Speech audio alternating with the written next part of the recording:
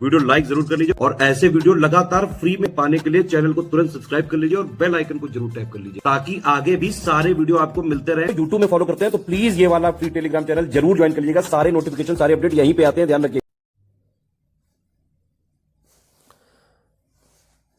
नमस्कार साथियों, स्वागत है आप सभी का स्टडी फॉर सिविल सर्विसेज में। ये क्लास है हमारी आरो यारो हिंदी की और ये है हिंदी का हमारा लास्ट टॉपिक।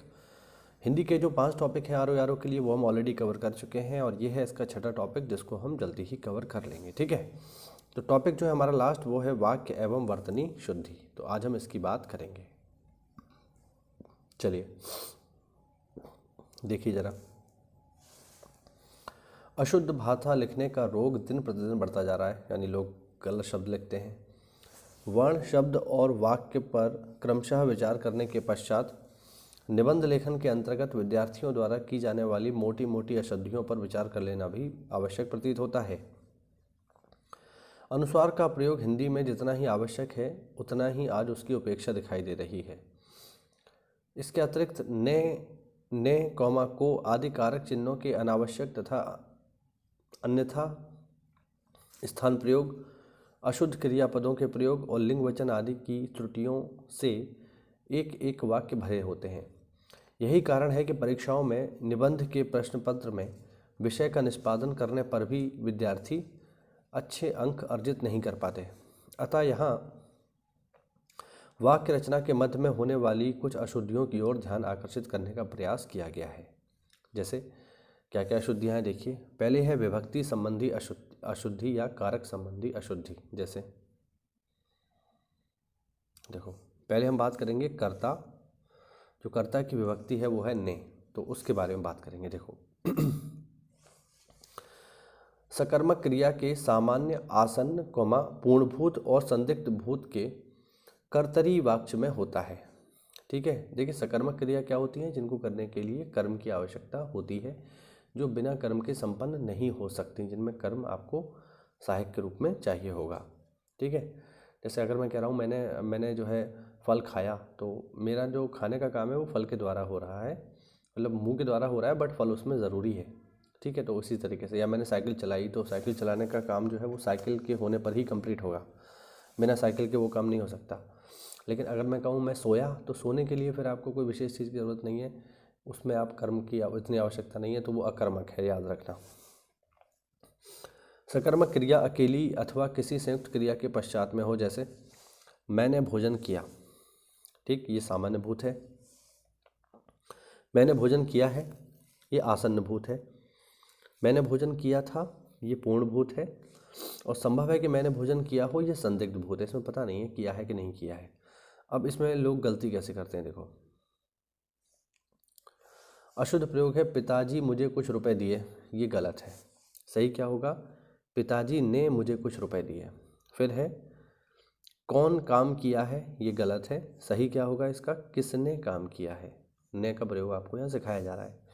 प्रधानमंत्री ने भाषण दिए थे, तो यहाँ पर होगा प्रधानमंत्री ने भाषण दिया था। ठीक, अगला है हो सकता है तुम ही यह पत्र फाड़े हो। ठीक है, ये गलत है। इसको हम किस तरीके से लिखेंगे? हो सकता है तुम ही ने ये पत्र फाड़ा हो। ठीक है, अब देखिए भाषा के अनुसार, जैसे आप पूर्व में जाओगे, उत्तर प्रदेश के पूर्व में जाओगे, तो वहाँ पर हो सकता है इलाहाबाद की तरफ, या जो है और आगे जहाँ पर भोजपुरी भाषा का टच है यूपी में, वहाँ पर इस तरीके से बोला जाए कि तुम ही ये पत्र फाड़े हो। लोग ऐसे बोलते हैं, नॉर्मल बात है। बट हिंदी में जो है आपको मानक तरीके से लिखना पड़ेगा, तो यहाँ पर आपको नए लगाना पड़ेगा। अब देखो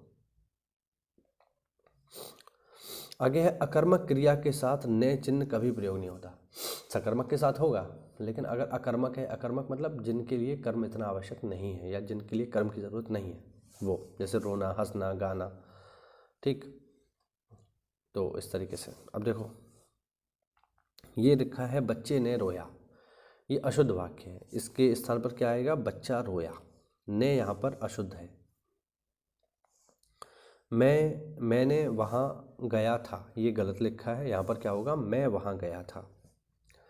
मोहन ने खूब हंसा, ये गलत है। अब देखिए हंसना, रोना, ये सब जो है ये अकर्मक क्रियाएं हैं, तो इसके स्थान पर क्या प्रयोग होगा? मोहन खूब हंसा। मैंने दूध पीकर स्कूल गया, ये गलत है। सही क्या होगा? मैं दूध पीकर स्कूल गया। तो इस तरीके से जो है ये काम करेगा। आगे बढ़ते हैं। आगे देखिए, कर्म कारक चिन्ह को का प्रयोग का, कौमा के लिए, कौमा से, कौमा पर आदि चिन्हों के स्थान पर को का प्रयोग भूल से कर दिया जाता है। कैसे कर दिया जाता है देखते हैं जरा।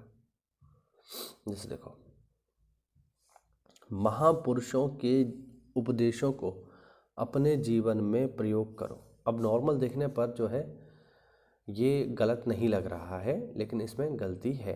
कहाँ गलती है? तो यहाँ पर बस एक छोटी सी गलती है जो आप अगर ध्यान दोगे तभी पकड़ पाओगे, और वो है ये कि महापुरुषों के उपदेशों का, यहाँ पर जो गलती है वो का के अंतर्गत है। ठीक है, यहाँ पर को लगा है, लेकिन सही शब्द क्या होगा? को के स्थान पर का होगा। महापुरुषों के उपदेशों का, उपदेशों को नहीं। नॉर्मल आप इस गलती को नहीं पकड़ पाएंगे अगर आपको नियम नहीं पता है तो। ठीक है, जैसे अगला देखो, इस विषय में मैं आपको क्या कहूँ। ये है, इस विषय में मैं आपको क्या कहूँ। इसका जो सही इस्तेमाल होगा वो होगा ये कि इस विषय में मैं आपसे क्या कहूँ, ये होगा। ठीक है, अगला है पिताजी मुझे कुछ कपड़े ले आए। ये है, ये इसका अशुद्ध प्रयोग है। इसके स्थान पर शुद्ध क्या होगा? पिताजी मेरे लिए कुछ कपड़ा ले गए, इसका सही शब्द होगा। अगला है शालू को परीक्षा में सम्मिलित होने की इच्छा नहीं है। नॉर्मल आपको वाक्य सही लगेगा, लेकिन इसमें गलती क्या है? गलती है शालू की, इसमें को नहीं आएगा बल्कि की आएगा। तो शब्द क्या हो जाएगा? शालू की परीक्षा में सम्मिलित होने की इच्छा नहीं है, ये इसमें सही प्रयोग होगा। तो आपको ध्यान रखना है। आगे देखते हैं। आगे है संबंध कारक चिन्ह जो है, जो संबंध कारक चिन्ह है, जो का है या के का प्रयोग, संबंध कारक चिन्ह का या के आदि के प्रयोग में भी त्रुटि हो जाती है। जैसे इस कार्य के विघ्न बनकर तुम आए हो, ये अशुद्ध प्रयोग है। फिर क्या शुद्ध क्या होगा? इस कार्य में, इस कार्य में विघ्न बनकर तुम आए हो, ये शुद्ध प्रयोग है। और इस कार्य के आप लिखोगे तो गलत हो जाएगा। ठीक है, अगला देखिए, इस गांव में घर घर यही दशा है। ठीक है, तो ये गलत है। सही क्या होगा? इस गांव के घर घर में यही दशा है। मैं नहीं आएगा, के आएगा। अगला है मेरा यह सुझाव तुम्हारे हित का है। ये गलत है। सही क्या होगा? मेरा यह सुझाव तुम्हारे हित के लिए है। तो इस तरीके से आपको यहाँ चीज़ों को देखना है। आगे देखते हैं, करण कारक की बात करेंगे। अपादान के चिन्ह से के लिए, यह करण कारक तथा अपादान कारक दोनों का चिन्ह है। जहाँ पर सहायता से कोई काम होता है और कार्य के समय दोनों वस्तुएं समीप होती हैं, वहाँ करण कारक होता है। और वस्तुओं में पृथकता पाई जाए और दोनों वस्तुएं एक दूसरे से दूर रहती हैं, वहाँ अपादान कारक होता है। जैसे विशाल डंडे से कुत्ते को पीटता है। अब डंडा जो है कुत्ते की पीठ पर पड़ रहा है तो दोनों पास ही पास है। लेकिन अगर मैं कहता हूँ कि वृक्ष से फल गिरा, तो वृक्ष और फल के बीच जो संबंध है वो अपादान होगा, क्योंकि जो फल है वो वृक्ष से टूटकर गिर पड़ा है, दूर हो गया है। दूर होगा तो फिर अपादान चिन्ह का इस्तेमाल होगा। जैसे, ठीक है, अब देखो, जैसे पढ़ना, तृष्या गुरु जी से पढ़ती है, तो दोनों समीप है कि नहीं। और डरना जो है, और फिर है डरना। देखिए, डरने के सेंस में भी जो है हम इस्तेमाल करेंगे अपादान को। बिल्ली कुत्ते से डरती है, ये भी ध्यान रखना। निकालना या हटाना, जब हम किसी चीज़ को हटाते हैं तो भी अपादान चिन्ह का इस्तेमाल करेंगे। जैसे मकान मालिक अपने घर से किराएदारों को निकालता है। ठीक है, तुलना के सेंस में भी इसका यूज़ करते हैं। जैसे दीपा नीता से चतुर है। ठीक, यहाँ पर भी इसका इस्तेमाल करते हैं। और फिर है मैं लिखने के बाद पढ़ने मैं लगूंगा, यहाँ पर ये आएगा, से नहीं आएगा। मेरे विचार के अनुसार विभक्तियाँ सर्वनाम के साथ मिलाकर लिखनी चाहिए। तो इस तरीके से इनको हम देखेंगे। ठीक है, तो ये है अभी एक, इस तरीके से हम इनको पढ़ेंगे। अभी ये छोटा सा वीडियो है, इसको आप देखिए, समझिए। और जल्दी ही जो है ये लास्ट टॉपिक है हमारा, तो जल्दी इसको ख़त्म करके जो है हम फिर हिंदी का रिवीजन स्टार्ट करेंगे। उम्मीद करता हूँ इसमें नई जानकारी आपको मिली होगी। तो ऐसा है तो वीडियो को लाइक करिए, चैनल को सब्सक्राइब करिए। मिलते हैं अगली क्लास में, तब तक के लिए जय हिंद, जय भारत, वंदे मातरम।